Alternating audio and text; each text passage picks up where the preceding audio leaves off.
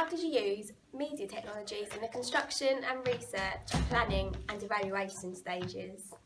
Firstly, we used Final Cut Pro for the construction and editing of our trailer. Low-key lighting also makes things more mysterious for the audience. When editing, we also added some slow motion to present the protagonist walking across the field. We felt that this really built up the tension. The specific editing filters that we used were the black and white. We did this because although we wanted a lot of aspects of the film to be modern, we also wanted it to have that gangster and criminal subject matter emphasised. And the use of low-key lighting helped to increase the suspense and portray the gangster, someone with sinister motives and a dangerous agenda. For the voiceover, we also made sure that the music didn't override the sound of the voice of any of the speech. We felt that this would maintain the quality of the trailer.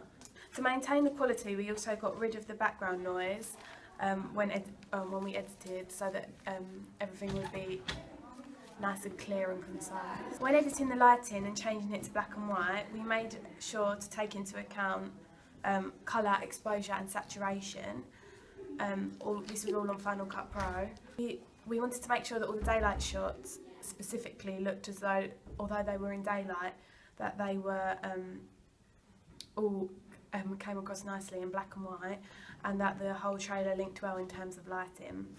Using Final Cut Pro, we also made sure that our use of music worked really well for the scenes and chose the song No Church in the Wild by Kanye West, specifically because not only did the beat create suspense and a sense of anticipation, but the dynamic nature of the beat and rhythm worked well to reflect different moods and also the tones throughout the trailer. So for the editing of the text in the trailer, we made sure to look through all the fonts that were available to us on Final Cut Pro, and we chose one that would be most appropriate for us. We wanted to use quick cuts because we were inspired by the film Legend, and we really liked how this created tension and also another dynamic approach. When constructing both the magazine cover and film poster, we used Photoshop and Fireworks. This worked well because it enabled us to use a variety of tools and allowed us to do more to our piece than any other sort of software could enable us to. Things such as Publisher or Paint. On Fireworks, the main tools we used were the Magic Wand tool, the Bucket Fill tool and the Pencil tool.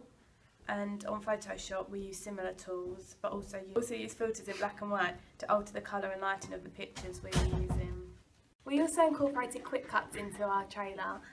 We did this at the end because we felt that this would create excitement, as people would see a limited amount of how the story develops and would hopefully feel urged to watch the film in full. We also felt that this would emphasise the time-lapse. On both the magazine cover and the film poster, we used the same font throughout, and we found this on DaFont. The font was called Killer. The text we used for the logo on dafont.com was called Dirty.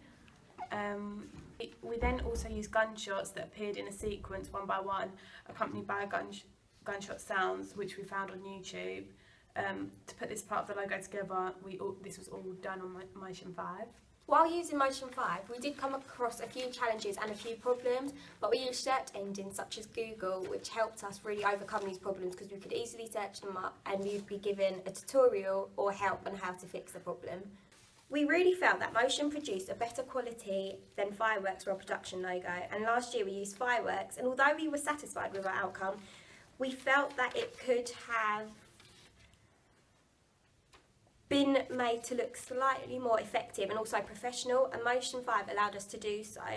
For the logo, we used black and white font, and we did this to not draw attention away from the bullet feature and to reinforce the serious criminal subject matter there was. For the magazine cover and poster, we used the same font in the same colour, which was created by a gradient effect on Fireworks. We enhanced the colour from black to grey, and we just did this because we thought that it would, that kind of colour would sort of evoke connotations of like metal and weapons, and this would conform with the theme of violence and crime. So it just sort of linked with the theme really well, like the sinister and dark tone. We used Blogger to log all of our projects. We found it particularly helpful when it came to planning and research. So to film we used a variety of tools. For our actual trailer we used a Canon camera, and this really produced a really nice high definition quality picture, which is exactly what we wanted. We also used a Panasonic Full HD video camera for our research questions, and we also used an iPhone 6 for taking pictures for the blog and for the magazine cover and film poster. We really liked all of these tools we had because we were accustomed to them, we knew how they worked as we used them previously in past years, and yeah, we didn't really come across any problems with them, so that was also good. When doing research for all three of our trailer, poster and magazine, we use a variety of different search engines.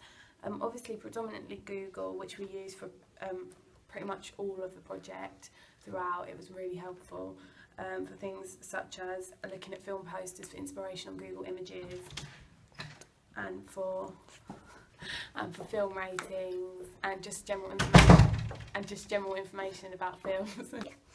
So we mainly got our inspiration from films such as The Craze, Wolf of Wall Street, Taken and mainly Legend, and we looked at trailers using YouTube.